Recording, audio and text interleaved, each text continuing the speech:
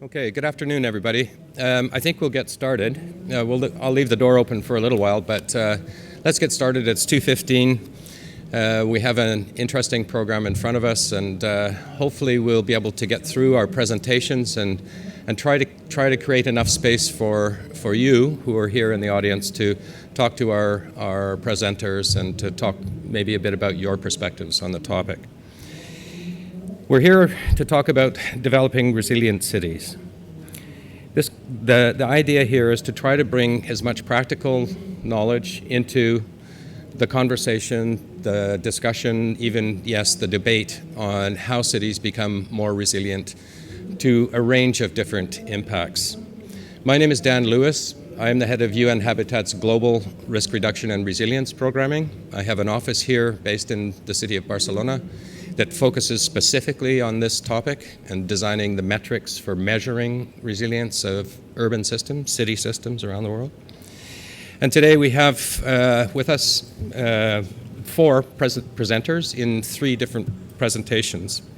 And I'll introduce the members of the panel one by one as their presentation comes up. It won't be in that order. It'll be in a slightly different order, if that's all right with you.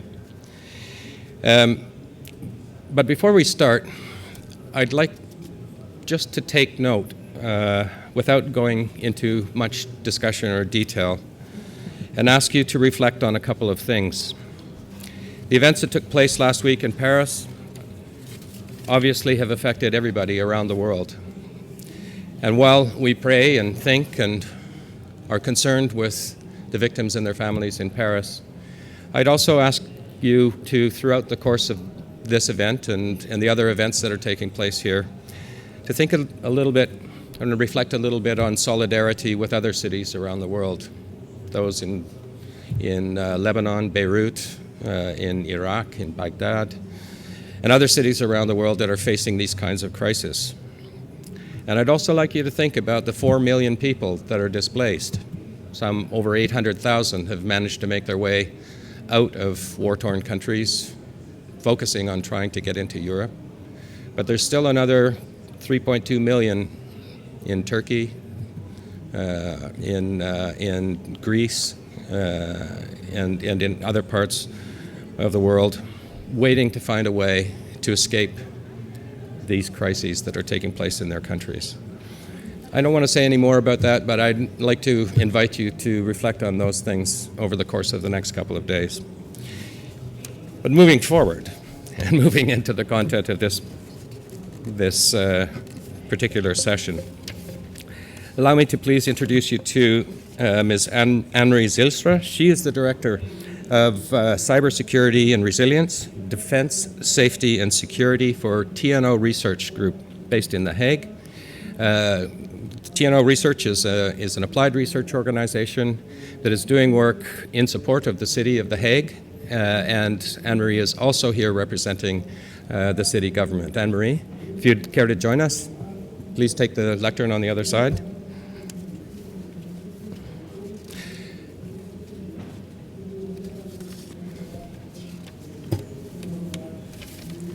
Do you have slides? Yeah, the machine. It's here. Where are you here? There. I think that should work. Yes. There we go. Okay, thank you. Can you hear me?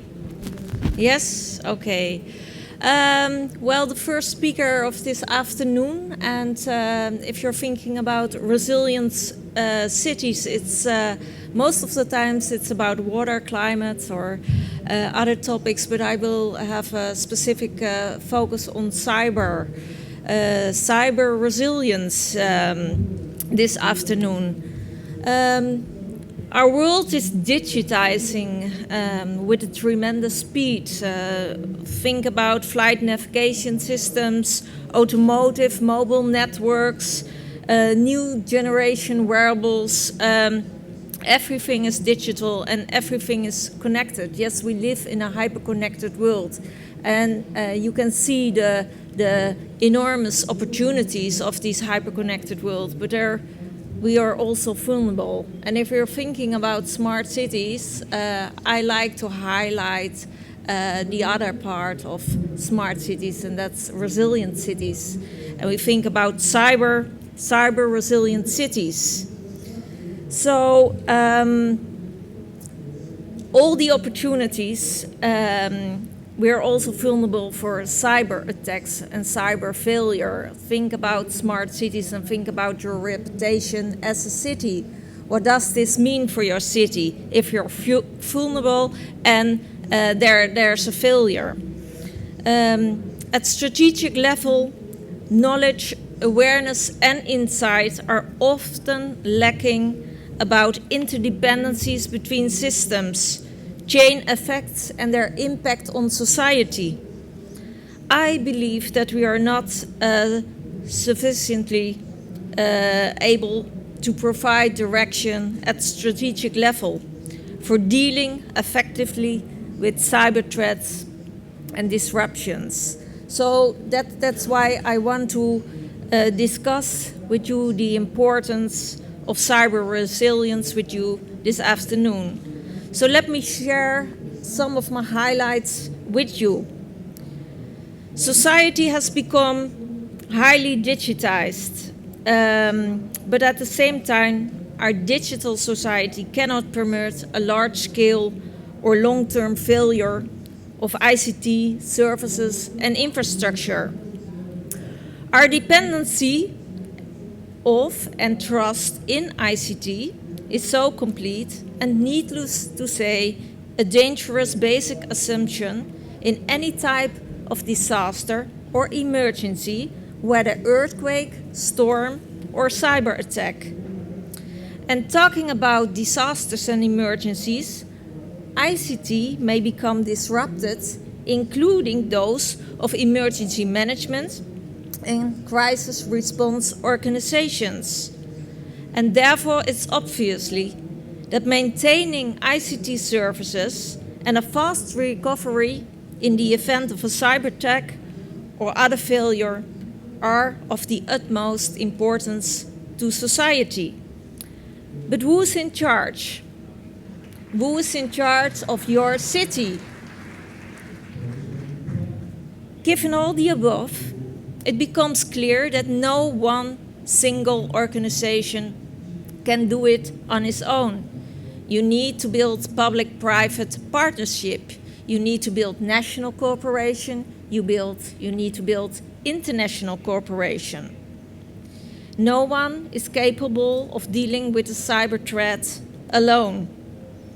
And until now, national and international collaboration to address cyber threats have been based on the best cooperative efforts of the willing.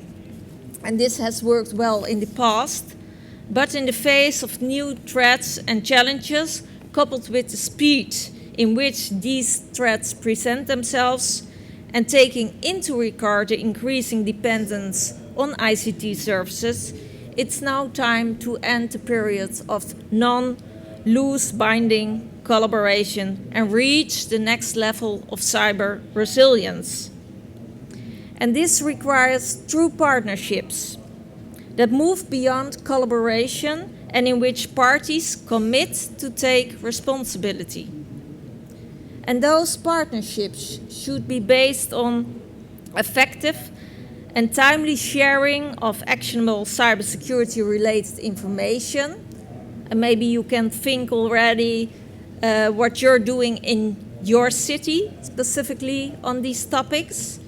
Sharing resources to address the cyber threat, using interoperable procedures and processes, and learning and understanding each other's crisis communication language. Moreover, the international crisis response mechanism regarding cyber threats needs to bridge differences in historical and cultural backgrounds, nationalities, legal systems and ethics. And given the societal risk that is involved, it's essential that international crisis response organizations embrace the notion that cyber and its resilience is a common interest. And yes, we are all in this together. Awareness about the risk is crucial. We have to learn about the vulnerabilities and gaps. We have to know our national and international peers. We need to build trust. We need to know each other, because we don't exchange business cards during a crisis. We have to build the social network before. And are you prepared?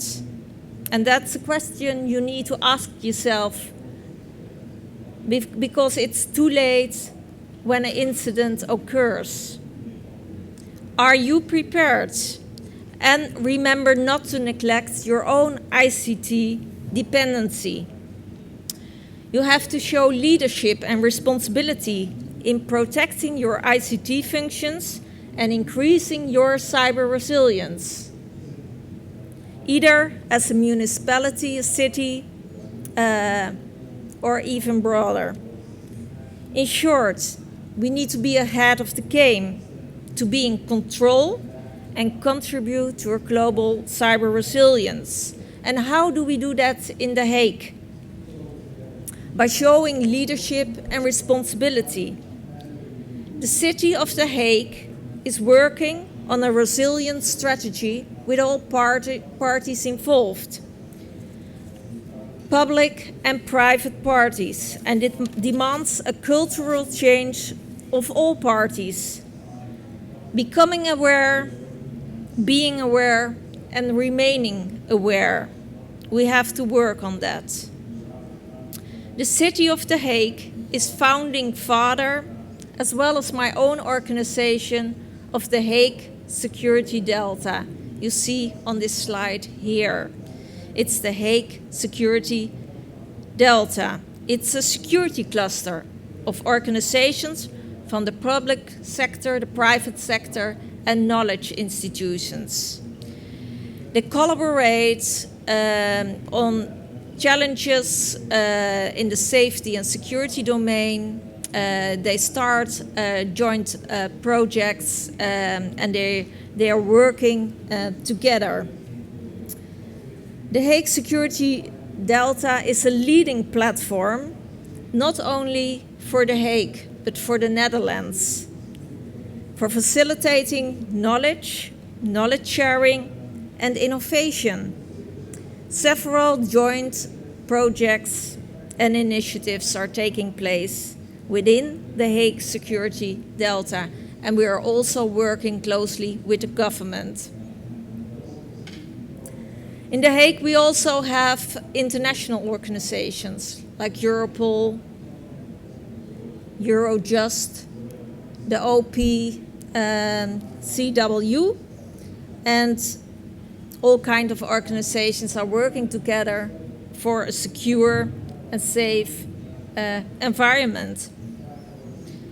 It's also in the interest of The Hague that the reputation will be good, also because we're hosting a lot of international institutes. Being a government city with a large presence of international organizations, cybersecurity is a top priority amongst all stakeholders.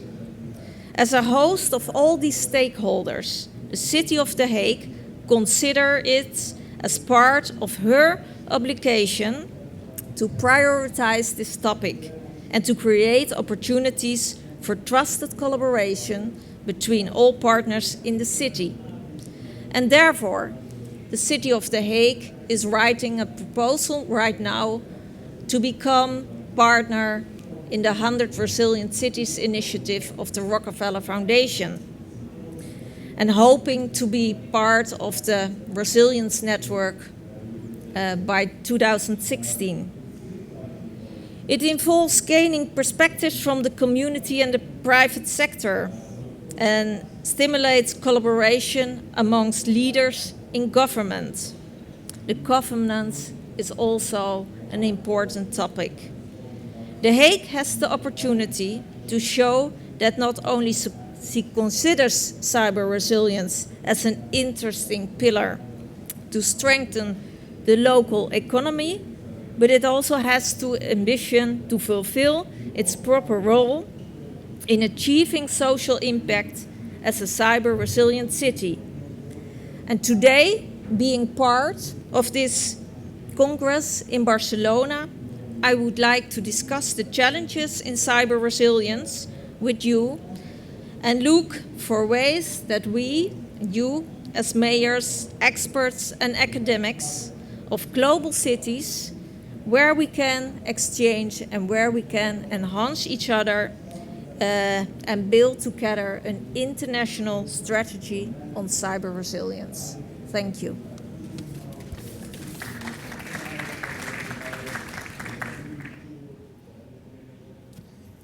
Thank you very much, Anne-Marie. Some very interesting comments there about the increasing dependency, and this is a global phenomenon, but the increasing dependency of people around the world in virtually all countries of the world on the ICT infrastructure that is either well developed, as it is here, or it's developing as it is in many other parts of the world.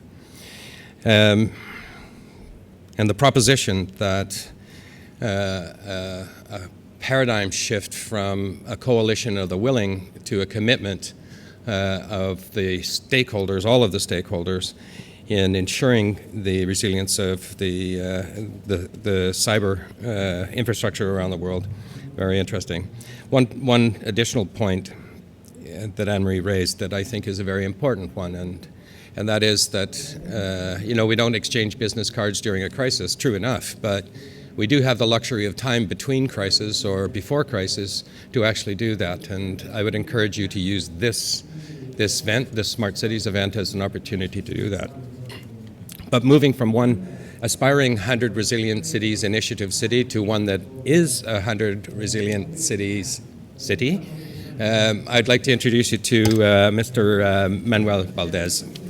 Manuel is the head of infrastructure at the Barcelona City Council and the main driver behind the resilience agenda that's been put in place over the course of the last few years to talk a little bit about Barcelona's resilience agenda and some of the very specific aspects of how they're addressing it in the city. Manuel, please.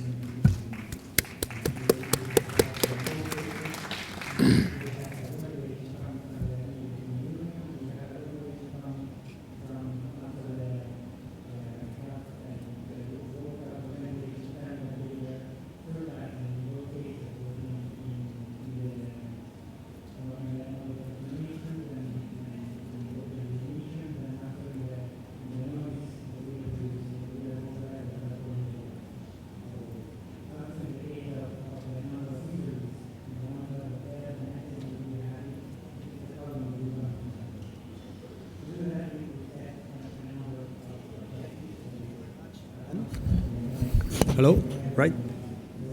Thank you very much. I'd like to present you our resilience strategies that we are developing in the City Hall of Barcelona, and especially it was increased with the creation of a resilience department inside the City Hall.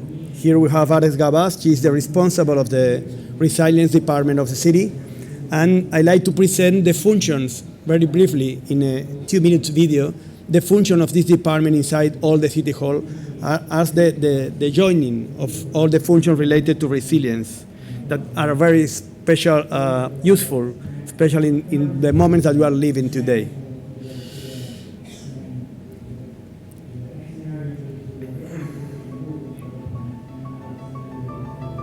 We are working to build a city that is capable of tackling challenges in the present and the future.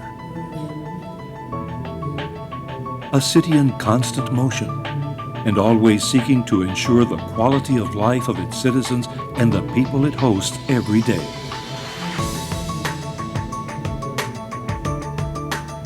Resilient Barcelona. The Department of Urban Resilience has the following mission: to act proactively in order to reduce the vulnerabilities identified, eliminating their root causes wherever possible or minimizing their impact. To give to the city the necessary tools for the early detection and analysis of risks. To optimize our response capacity and reduce the impact of unusual situations, which challenge its functionality and the continuity of its services. To improve our overall analysis capacity and create new reference information for decision-making at the strategic and operational level. A resilient city is not only a city that protects itself. It is a city with the capacity to plan and manage its services and resources in a coordinated manner. A city that works and ensures equal and sustainable development. A city that acknowledges its wealth and complexity and works to maintain its vitality by demanding and committing to safeguarding the safety and improvement in the quality of life of all its citizens.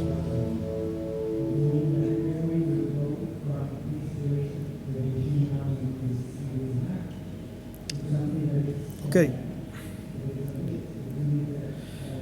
So, through this department, we try to combine all the policies in the City Hall related to create value in the world of resilience.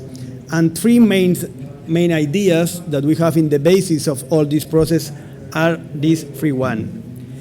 The first one is that the cities play a key role in the defining and implementing of the effective strategies in the solution of the or the prevention for the elimination of the risks in the city. So the city is the closer administration to the citizens, and many answer to the real questions presented in the public space, in the city itself, may be resolved by the city government and not by the regional or central governments. So it's one important point in the determination of the force of the city in front of the resilience.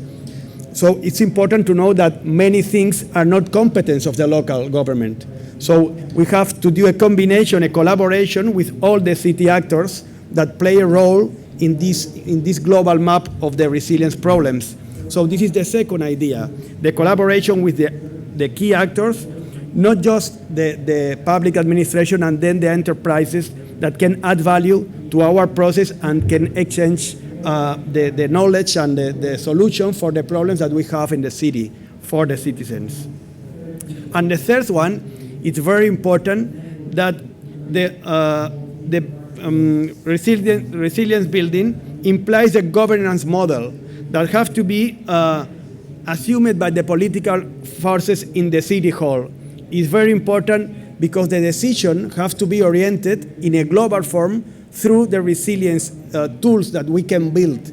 So if the political government of the city is not involved in all the process, if they don't support this global process, it's very difficult that the measure that we'll try to implement arrive to a real world. So based in these three main ideas, I like to explain our last actions for create value in the city using our city resilience model.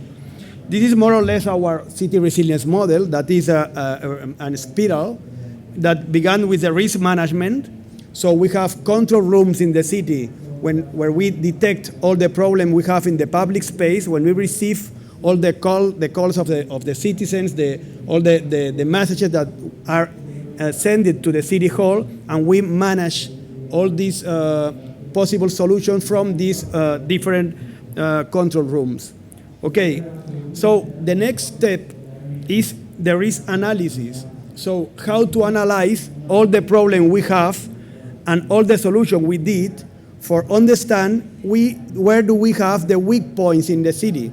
So this is a second point that try to reduce really to analyze the things that are happening for implement solution that can reduce the risk really. So in this second step, we have a platform where we process all the inputs that we have in the control rooms. And the third one is the resilient board.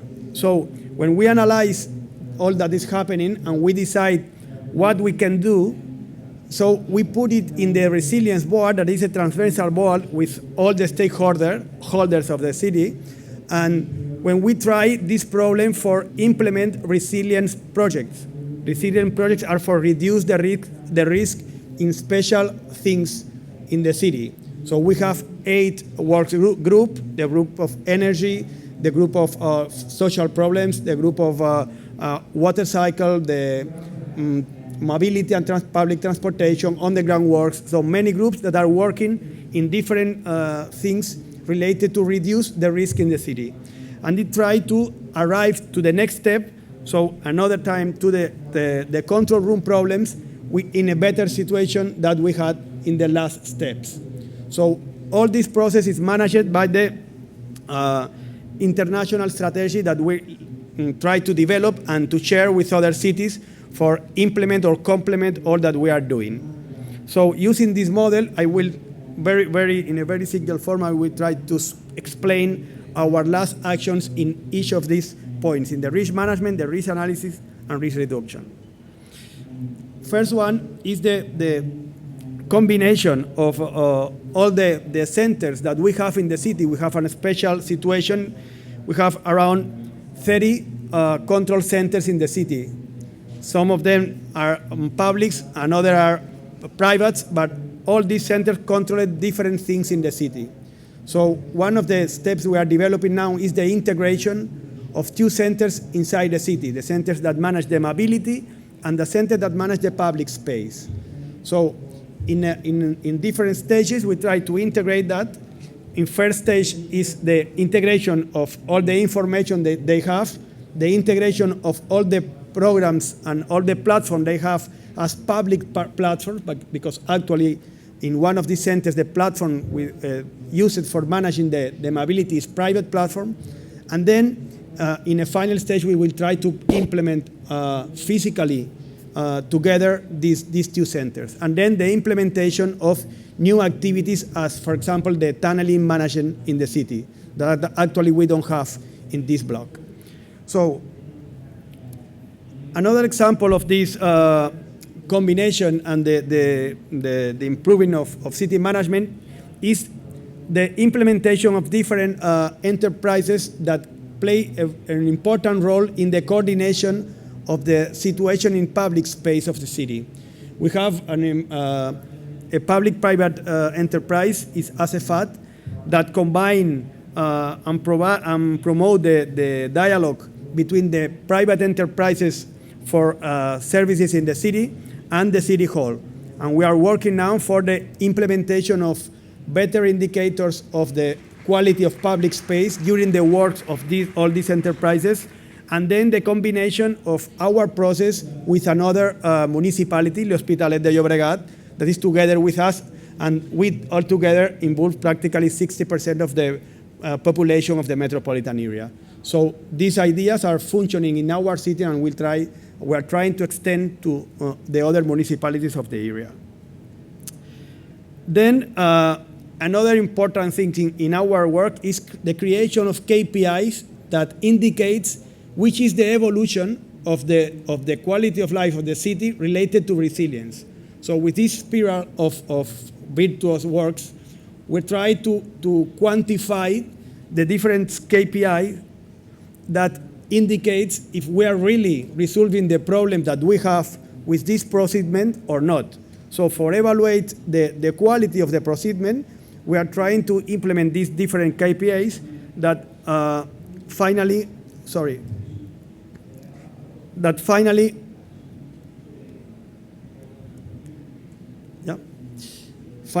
have to indicate if we are in a real solutions or not. It's very difficult, really. It's very difficult because it depends of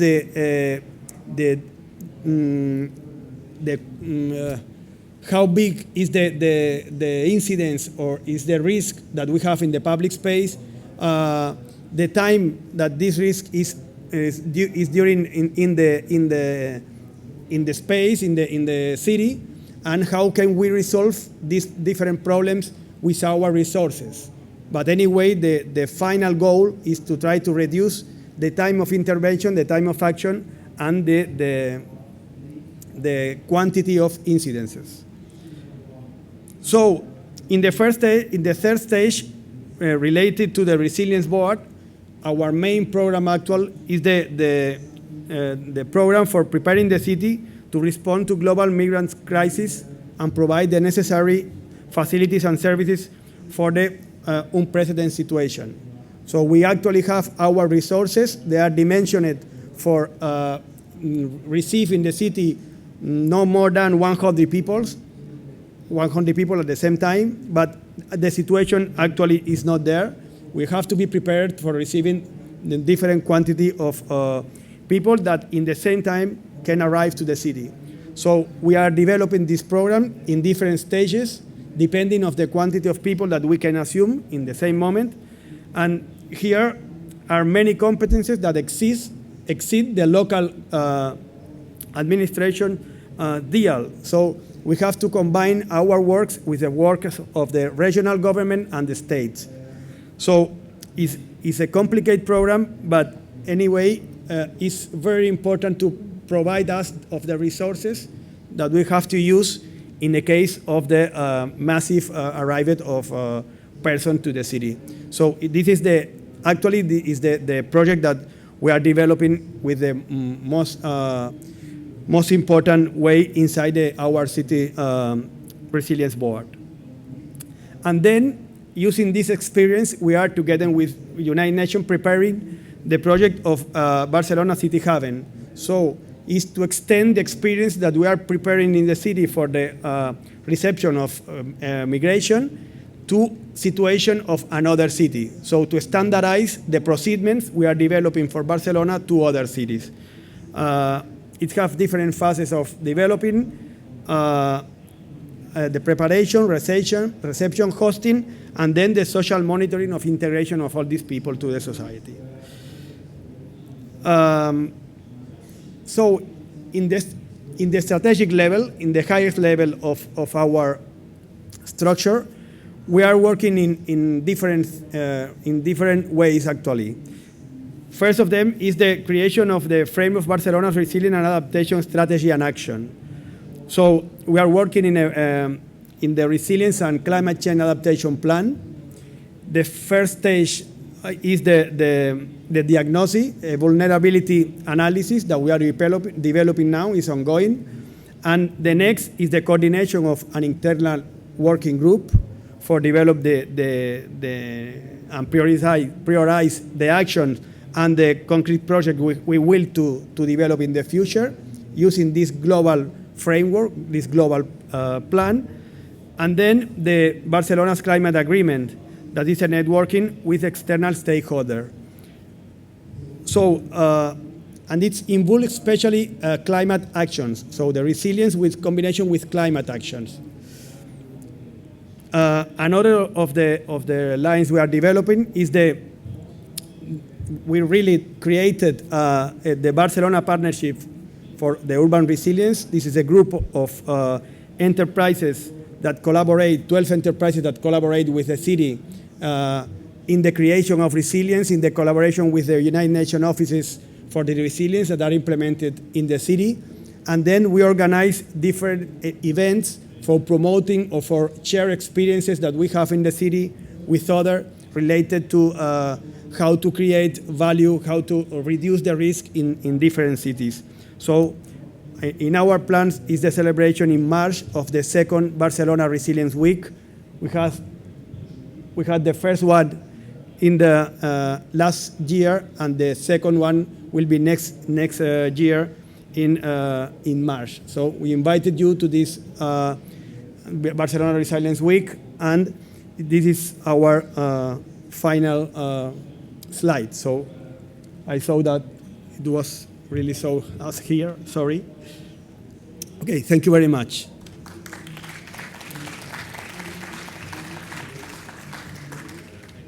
Thank you as well, Manuel. So already a couple of comments, Fred.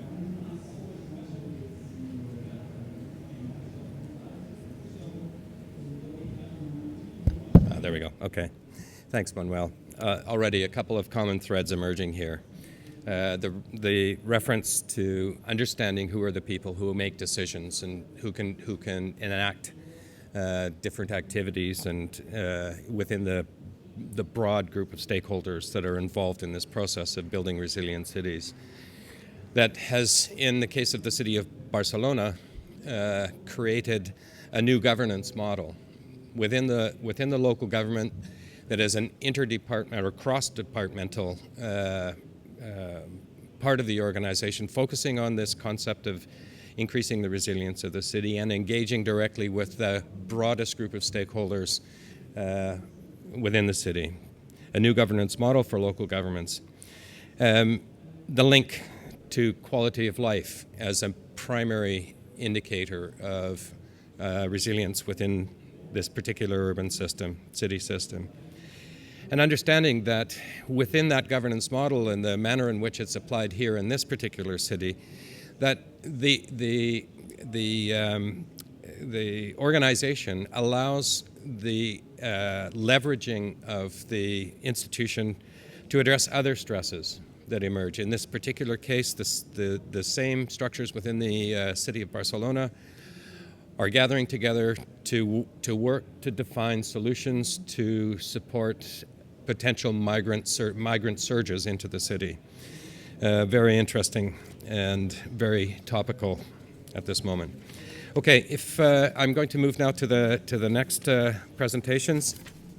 If I can ask Mr. Duván López, who is a geologist and researcher working together with the RECNET organization, and Senior Jorge Montoya, who is the coordinator of the UNESCO Chair in Sustainability at, as he is a professor in the Tecnológico de Antioquia in Medellin, Colombia. Gentlemen, if you would like to make your presentation, please come to the podium.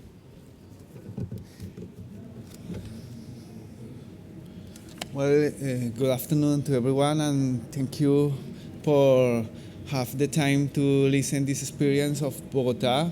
My name is Duván López. I'm working with my partners from RECNET. They are here in this room. Well, this is what I want to show you is recovery and transformation of high-risk zones into urban spaces, making like this study case of Bogota and 3 cases that we have been working there. Where the key points we are talking about is how to look the risk as social built conflicts, how to manage at the same time how to manage the risk as an adaptive resilience approach.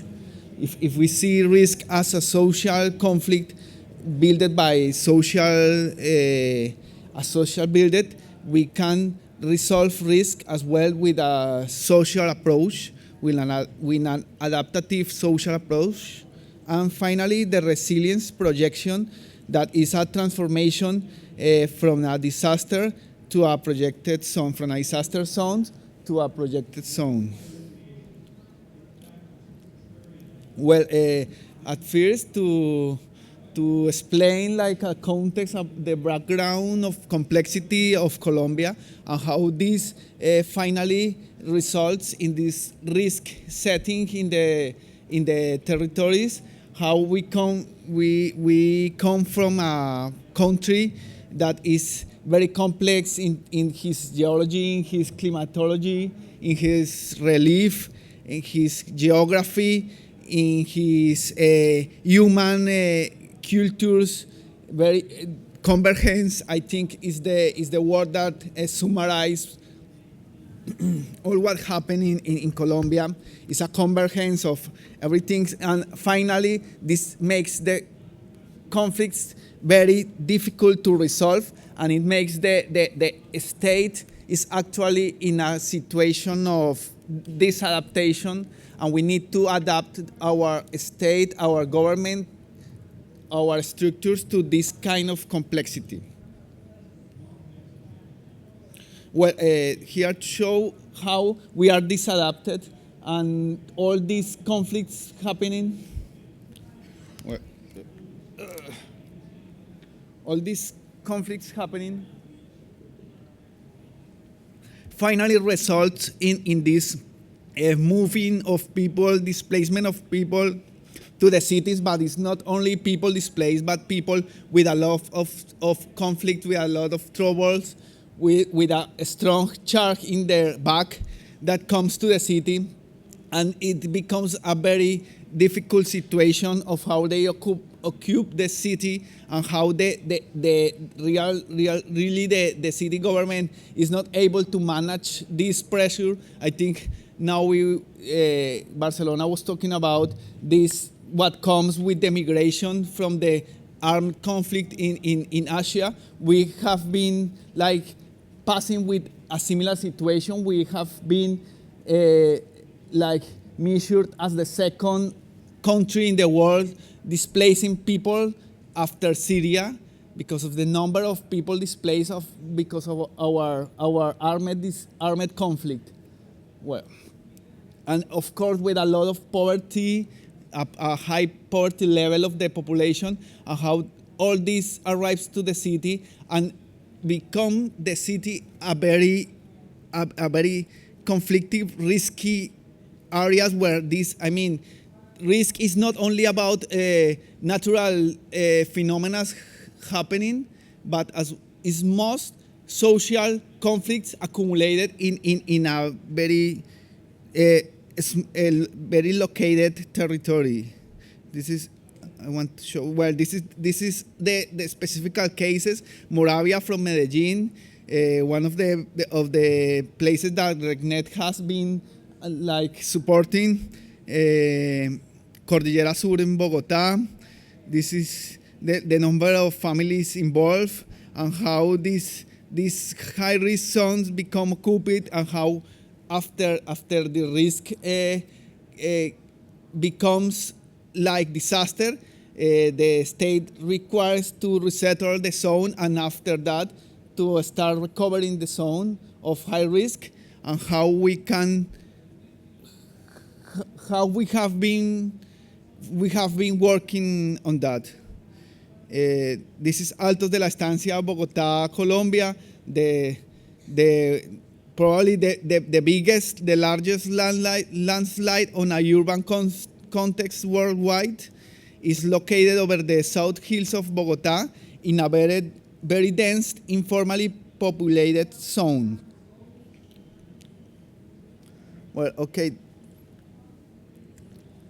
So this is the story, how it looks like in the timeline. You see, progressively we have been building the risk as the environmental effects become concentrated in this zone, and after that the people start occupying the zone, and after all this, well, of course, the disaster is like the logical conclusion of this kind of process. I mean, if we have a place with high environmental externalities, high environmental effects, and after that you put a lot of people there, but people displaced with a very high level of poverty, of course you are making a disaster, you are building a disaster zone. Okay, this is how it can be interpreted. I mean, if you reconstruct the history of the territory, it led us to understand how risk was gradually built. There is lines that represent some like variables, for example, environmental services, land stability, water management, planning, urban control, government presence, human conditions, social frameworks, and we see how each one of these variables are becoming gradually decreasing gradually, and the risk is the result of the accumulation of all this decreasing. It's a zone where gradually we have been losing the capacity of planning of control of the government. We lose the environmental services. We lose we lose control in water management. We become gradually more. We accumulate human poor conditions, and finally we build this disaster. And there in the graphic we see as well how we can, in some moment, we start gradually recovering this situation as well. Well,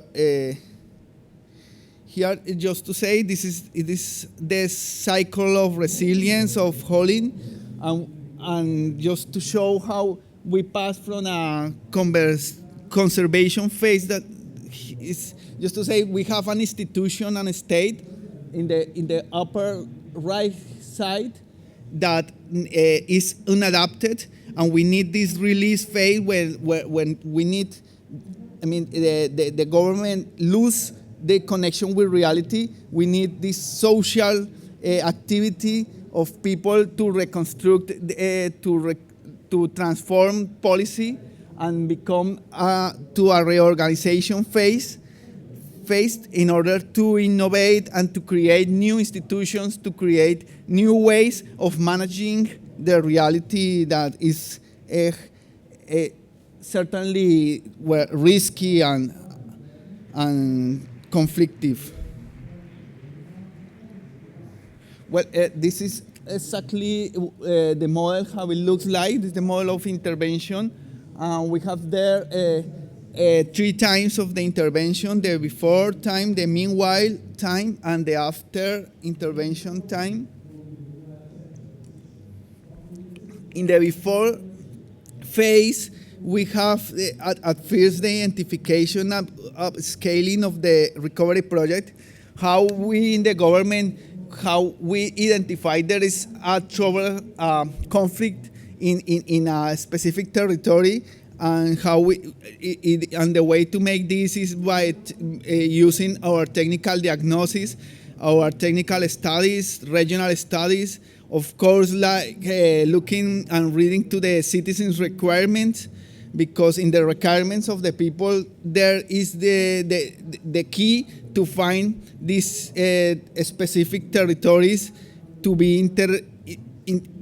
Well,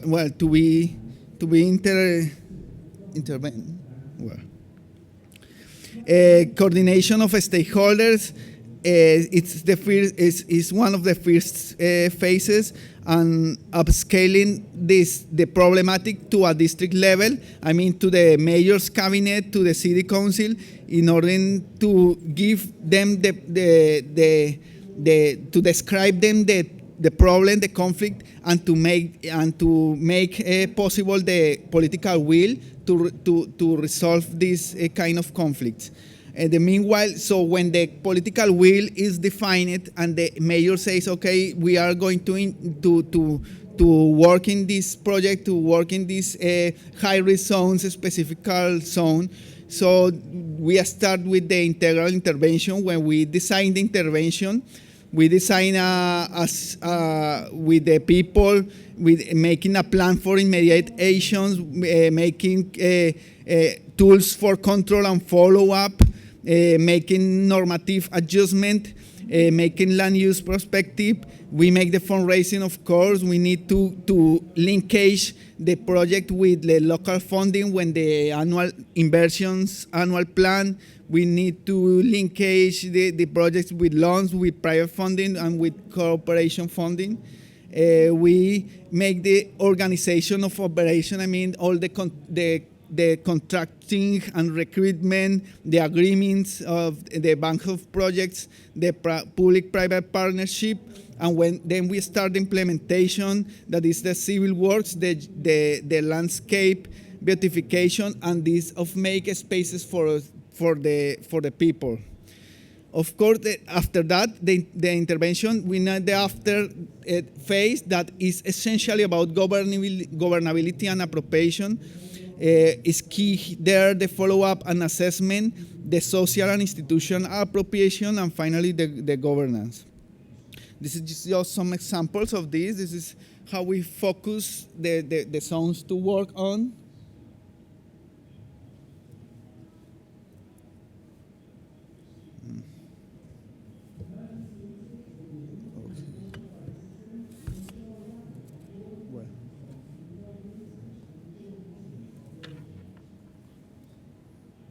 Okay, here we have the mayor and the chief of the office of disaster and risk management, taking note of the problematics and making the political will decisions in order to the project to work, to be real.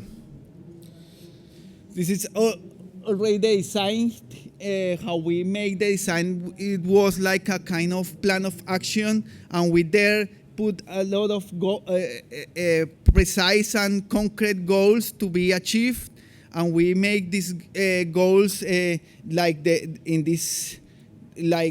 a kind of specific task for every one of the agencies of the government, and of course for every one of the actors of the process. And we start with the implementation. This is the transformations that must to be fast and visible to generate trust. Spaces must be designed with people and especially usable, attractive, and accessible, so to rapidly become part of the daily reality of the people.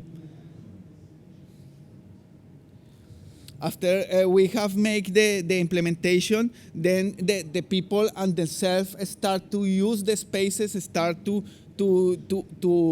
take advantage of the capacities installed, start to create their own cultural expressions, recovery processes, and we see there the people is making the project by their own.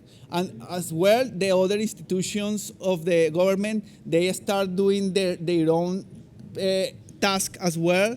So we have a process of a lot of, the social capital working on the territory, and a lot of resources and funding moving around these territories, so the recovery becomes to be real. The recovery is going on. Well, after this is moving on, the people and institutions together doing this, the presence, the cultural expression are really key, because when you see cultural expressions moving around our recovery zones, you see the people is really having the recovery process in their mind. Those are signals that recovery is working. This is, in this case, just before finish, in this case, the zone of working become like the center of a lot of cultural activities. The events that we start doing, like the week of Altos de la Estancia, or the festival of rap music, or the festival of wine that is an annual. All those events become an annual event, and so annually the people is there working on the products that they used to farm. They start like doing markets and making these like periodically. So in this moment, this zone that was isolated zone becomes a zone very active, with people like doing a lot of things around. Well, so that's it. That's the experience, and thank you for listening.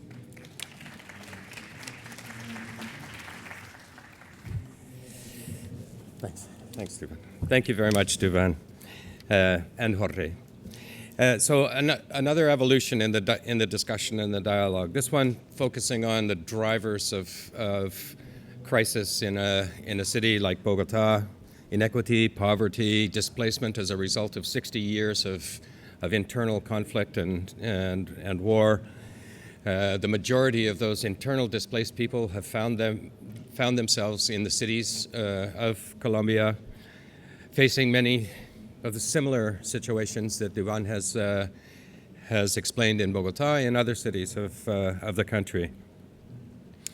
And how this process, this type of urbanization, actually can begin to drive the failure of urban systems. And this was very clear in the charts that the chart and graph that Duván showed us, where the competencies and capacities of the city to control the development as a result of this urbanization dipped to a very low level, and it's taken almost 20 years to recover that capacity. Also, an interesting point about utilizing the crisis cycle and talking about it instead of in disaster or risk terms, talking about it in resilience terms and leveraging this crisis to make change. The focus on social risk and social resilience, a very key element in making urban systems around the world more resilient, with the outcomes of solidarity, of self-engagement or community engagement or even neighborhood engagement in the process of increasing the resilience in their spaces and thereby increasing the resilience of the city as a whole. So you have three very different perspectives here.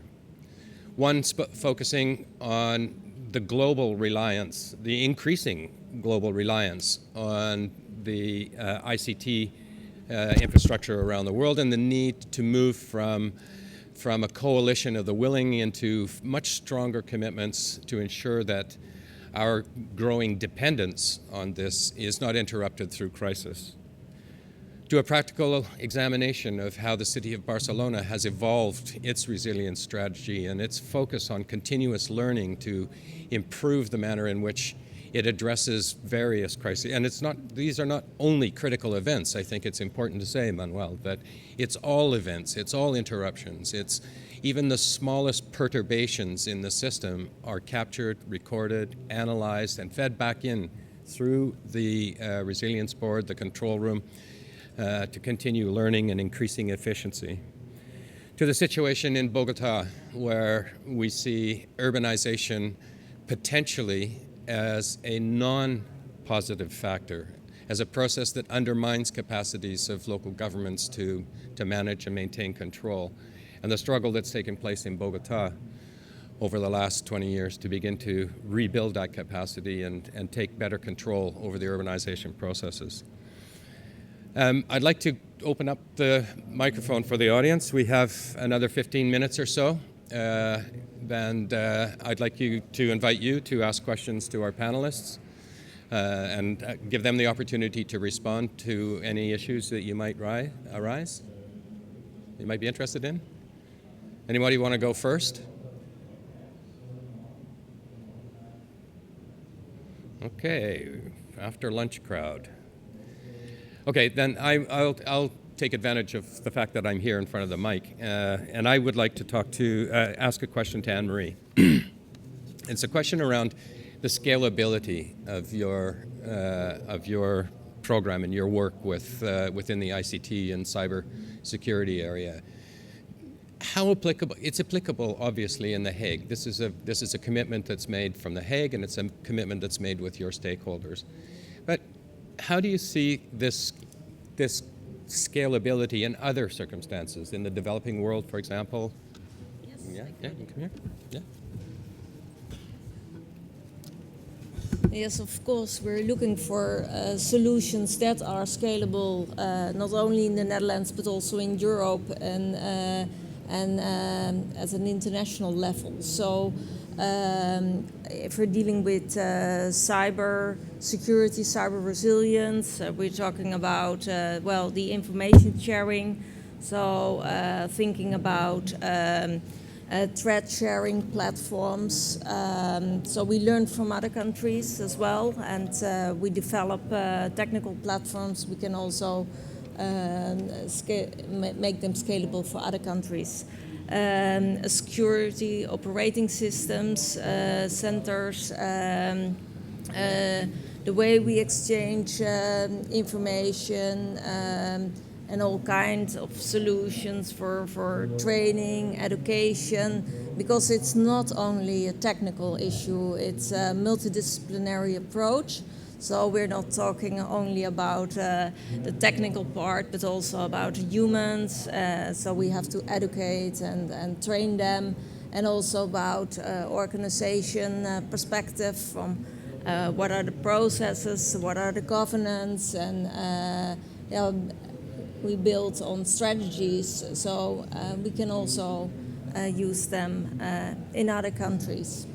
Okay, thanks very much for that. So those of you who are not from Barcelona or The Hague, or who are from maybe other parts of the world that are in different situations, perhaps can see that the opportunities for joining with this coalition of the willing that is evolving into a commitment of the committed, then I think those opportunities are there, and I think it behooves all of us to understand that with the increasing dependence of citizens around the world on any resource, the need to ensure that resource is able to continue through periods of crisis, that there are robust, redundant systems in place to ensure that the continuity through crisis is maintained, is a very, very important issue.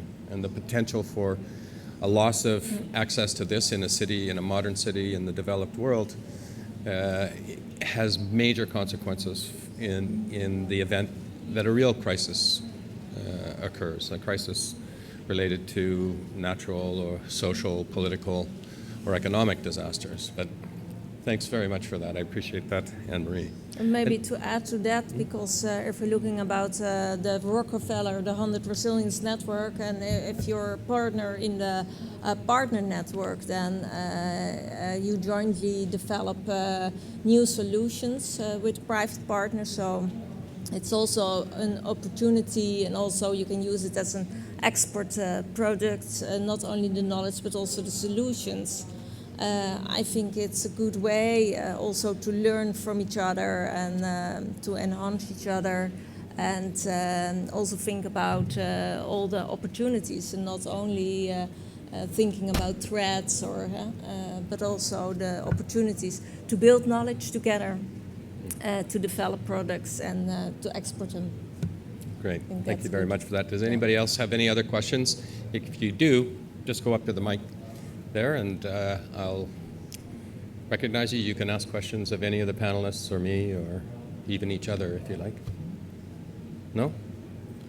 Please, would you mind going to just talking into the mic so other people can hear you? No, please, if you don't mind. You'd have to yell.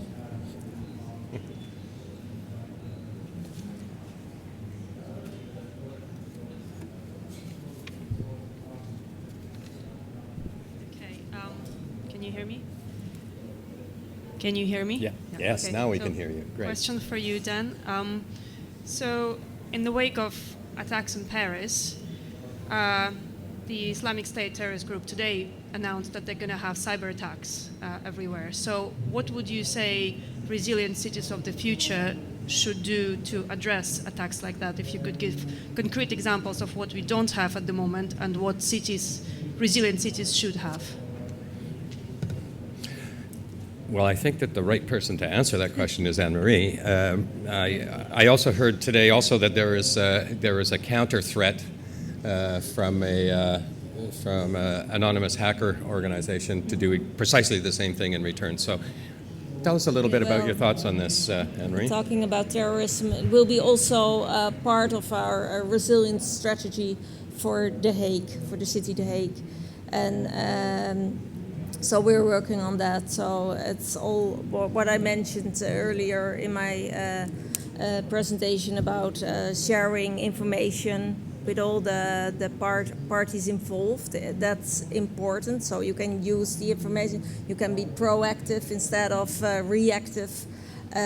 So you need to create awareness with all the parties, and you can use the ICT also, so to be ahead of the incidents that occur. But well, there's no 100% security. So, but I think the awareness is very important, and sharing information and what we call the pooling and sharing of resources is very important, also at the city level. So to build knowledge together, but also to train and educate and I think it's work on that. Yeah. I think it's fair to say that it's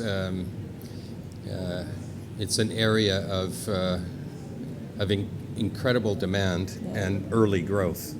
This concept of protecting the cyberspace that many of the cities around the world actually rely on to maintain functionality, and the potential for attacking these systems is great, but it's through organizations like TNO that's doing this work with its partners that the potential for growing this capacity is there. But would you agree that it's a growing it's a growing area? So that's why we work in the triple helix. So with the government, the industry, and the knowledge institutions and the universities, and to build that resilience together. But it's quite new area. Yes. Manuel, does the city have its own strategy for protecting its ICT infrastructure? Or, I mean, I can ask a city. I can ask city representatives from here, from Colombia, from Bogota, and from Barcelona to respond as well. Yeah. For the protection of city infrastructure, really don't depend of the city. The infrastructure depending of the regional government and the state government. So these are global policies that are combined with the civil protection of the city, but all that is commanded and coordinated by the state level and regional level if the infrastructure depends on the regional level. So the important is the coordination between all the forces. For example, the fire department of the city hall have the inside the city, the intervention is done by the fire department of the city, and they are coordinated with the fire department of the regional government to act in the borders of the city. But inside, for example, or all depend of the city fire department. The city police act inside the city in coordination with the police of the regional government. They have one of the control rooms. They share the control room. They are together, the two forces, the police of the city and the police of the regional government, and they act together for the same. But these plans are coordinated with the rest of our administrations. I mean, Manuel raises a very interesting point around the complexity of this issue, and it applies to other factors than the ICT sector. And it's focused on this idea of the flows and dependency of city systems within city boundaries on external resources, transportation, communications, energy, these types of things, and that the interplay between the elements of those dependencies that are controlled by the city and those that are not. In this case, in the city of Barcelona, we are maybe a little bit more familiar because we live and operate here, but we can see this in the case of the national transportation grid. We can see this very clearly in the differentiation of responsibility, for example, with the port and the city that surrounds it, including the flows of goods and services in and out of there, and other things as well, electricity, energy, and communications as well. But the same applies. The same applies to the protection of the ICT infrastructure And I think Anne-Marie has described the complexity of the process and stakeholders that she's involved with There are two moving forward.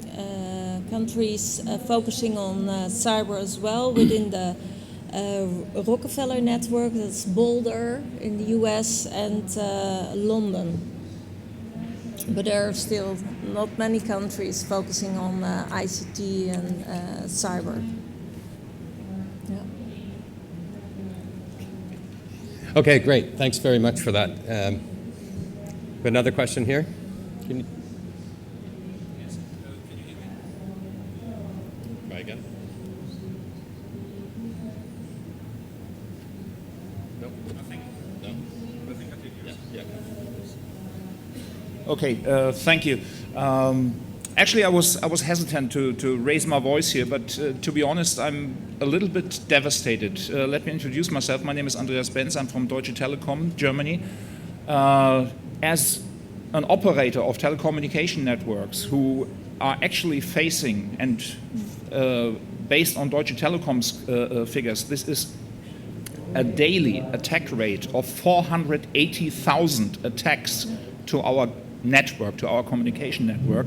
I'm a little bit afraid that we are discussing here on a very theoretical level.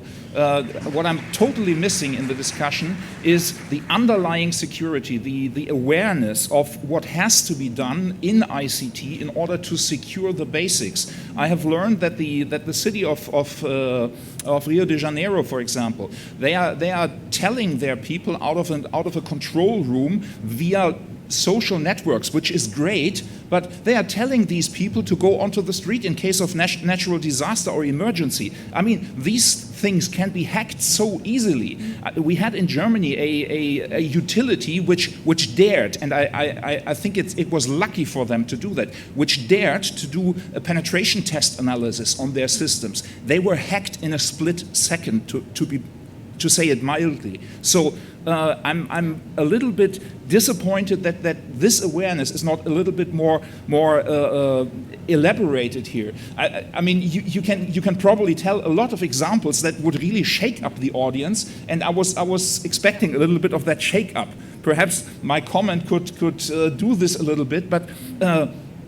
If, and I use a quote now from a famous security advisor in the US, who said to companies, if a company who doesn't care to spend more on security than on the coffee, it deserves to be hacked. Perhaps to translate this into cities, if you don't spend more on cybersecurity than you would spend for, let's say, your public swimming pools, you deserve to be hacked, to put it mildly. And then you should not start thinking about smart cities, because smart cities means you're interconnecting things that are per se not secure. So even if you have a system that is secure, if you link it to an insecure system, all of a sudden your whole system will be insecure. Please think of that. And smart cities is, in the end, a thing of cybersecurity. If you don't secure everything there, you will be hacked. And I'm really scared about these notions from IS. I mean, Anonymous will do something on their Facebook accounts, but if these guys actually take down our energy system, I don't know who of you read. It's a German novel. Fortunately, it is a novel. The novel Blackout. If you have read this, you know what happens after a society like ours is 2 weeks without electricity. Perhaps more a statement than a question. Sorry. Great. Thank you very much. Okay. Well, I have to close the session, and much as I hate to close a session with a threat and a scare bomb, these are words to take note of, and a reality that Deutsche Telekom is facing on a daily basis that it's seriously worth taking note of, particularly in light of the earlier comment about the increasing reliance we have in many cities around the world on this as the means of the functions, the broader functions of cities, including swimming pools. But I'd like to thank all of you. I'd like to thank our presenters and all of you who've taken the time to come with us. And I'm afraid I have to close the session now, and wish you a very good rest of the Smart Cities Conference. Thank you, everybody.